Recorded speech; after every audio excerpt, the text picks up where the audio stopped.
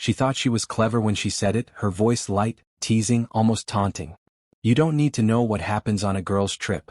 That's why you're blocked until I'm back. Most men would argue, some might even plead. I didn't. I smiled, kissed her on the cheek and let her walk out the door. Because silence can carry more power than suspicion. And I already knew. I married her 7 years ago. From the outside we were enviable. The vacations, the happy photos, the house that seemed like a monument to stability. But I knew the truth. I noticed the hollow shift in her laughter, the delay like it had been practiced. I noticed the way she suddenly locked her phone when she never had before. I noticed unfamiliar perfume clinging to her clothes after nights out with the girls. I loved her enough to remain silent, but I respected myself too much to stay blind. The first undeniable crack appeared 3 months ago. She was dressing for a book club meeting. A new dress, heels, lipstick she hadn't worn since our honeymoon.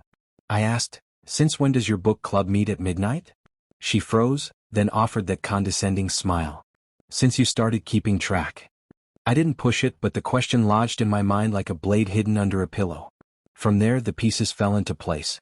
Receipts left in her purse, Uber trips that didn't match her stories, a second phone she assumed I'd never discover. Piece by piece the puzzle revealed itself. The final piece came in the form of a hotel bill, 2 guests, 1 room, paid in cash. That was the night I stopped being her husband and became her executioner. Revenge isn't anger. Revenge is patience draped in silence. Step 1. I contacted a lawyer. Not just anyone, the one who had left her friend penniless during her divorce.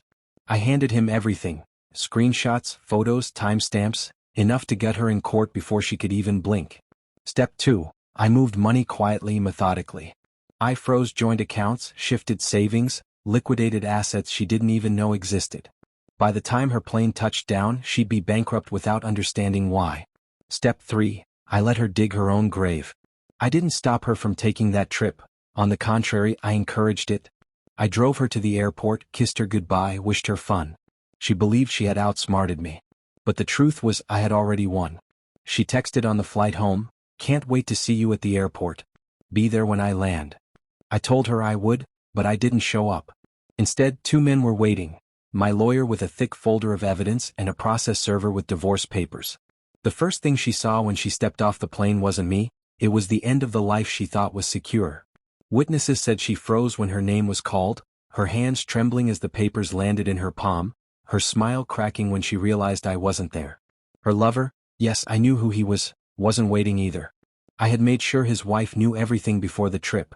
By the time my wife landed, he was too busy begging for forgiveness in his own burning house to rescue hers. When she returned home, the locks had already been changed. Her clothes were boxed on the porch. Her car, registered in my name, repossessed. The joint accounts were closed. Credit cards canceled. All that remained for her was silence and humiliation. She called, I didn't answer. She cried, I didn't listen. She begged, I didn't care. I had spent years giving her love she never appreciated. Now she had to live with the absence she created. Some people say revenge is hollow. They've never seen a liar drown in the truth. I didn't need to raise my voice, strike her, or rage. I simply stepped back and watched her lies collapse under their own weight, like a house of cards brushed by the wind. My only regret is that I didn't stop loving her sooner. Now she knows exactly what happens on a girl's trip. And she knows exactly what happens when she comes home to me. Justice isn't loud. It's the sound of a suitcase hitting the curb while the locks click shut behind you.